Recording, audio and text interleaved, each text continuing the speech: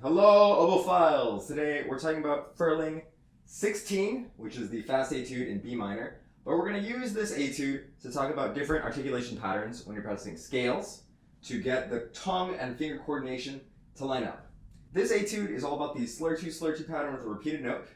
And one of the big issues with it is that if you go too fast, you can mismatch the articulation with the fingers. And if you go too slow, you can get stuck. So, a way to practice the coordination without the etude, or in prep for the etude, is to just do scales on this pattern.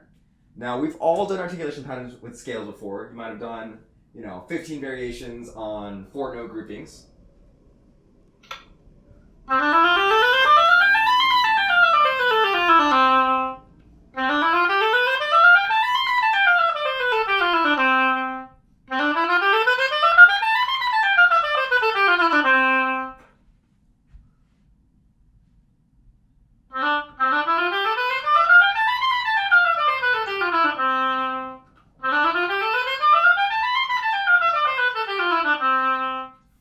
And so on and so forth. But this one's a little different because the note repeats. So you want to apply the same thing, and I'm going to talk about it in 2 steps. So the first step is just to get the coordination down. So go slow and make sure you're putting the emphasis on the right syllable. I mean, the emphasis on the right syllable.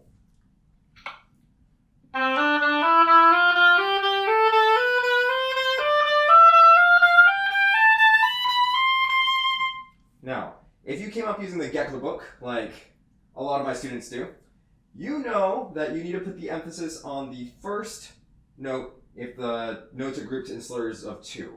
For example, this is not what it should be.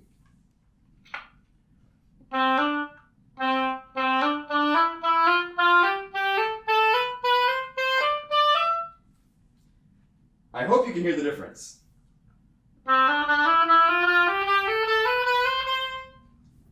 The first way, you get stuck. You get stodged down. It's stodgy. I don't know how else to put that. It just sounds wrong. So the first step is just to get the coordination and get the emphasis on the right note. Now, after that, you want to zoom out and start grouping them in larger, groupings. So instead of focusing on every group of 2, maybe start grouping them in groups of 4, or 8, or even 16.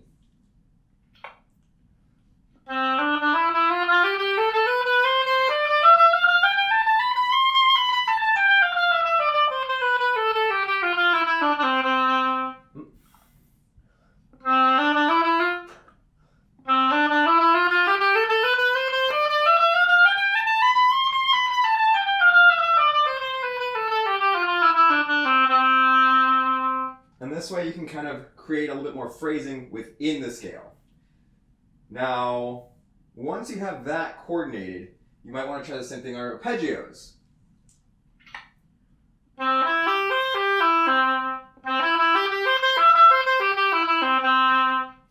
The limit is only your own imagination, so use this technique to practice just the skill and then apply it to the etude.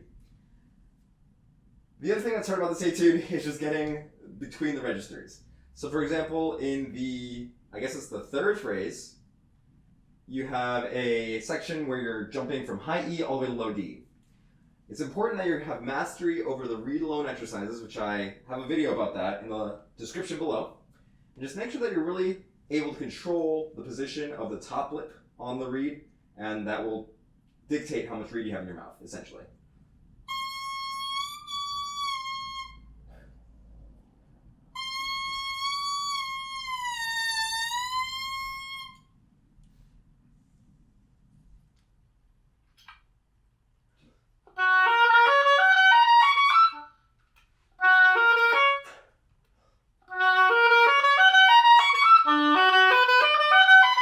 And that way jumping between the super high register and the low register is no problem, and you have the flexibility to do so. Of course, none of that works unless you have a working reed. So if you need working reeds, you can get some at obophiles.com. I have a link for that in the description. There have been a few reviews lately, so I'm really happy about that. People seem to like the reeds. And of course, you can enter to win some free reads. Once we get to 2,000 subscribers, I will pick some lucky winners randomly. Just to be eligible, just make sure that you are subscribed and have left a comment in any of the videos. I guess since we did the 1,000 subscriber drawing. So any of the recent videos, leave a comment. Let me know what you think. And of course, if you haven't already, don't forget to subscribe. I hope you guys have fun with this etude. And when in doubt, play beautifully.